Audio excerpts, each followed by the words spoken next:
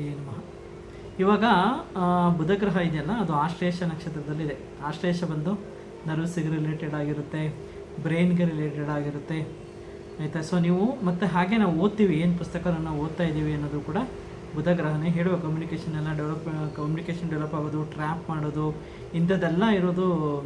ಮಾತಲ್ಲಿ ಟ್ರ್ಯಾಪ್ ಮಾಡ್ತಾರೆ, ಮ್ಯಾನಿಪುಲೇಟಿವ್ ಮಾಡ್ತಾರೆ, ಇಂಥದ್ದೆಲ್ಲ ಏನು ನಡೆಯುತ್ತಲ್ಲ, ಇದೆಲ್ಲ ಈ ಆಶ್ಲೇಷ ನಕ್ಷತ್ರ ತುಂಬ ಪವರ್ಫುಲ್ ಆಗಿದ್ದರೆ ಟ್ರ್ಯಾಪ್ ಮಾಡೋಕ್ಕಾಗುತ್ತೆ.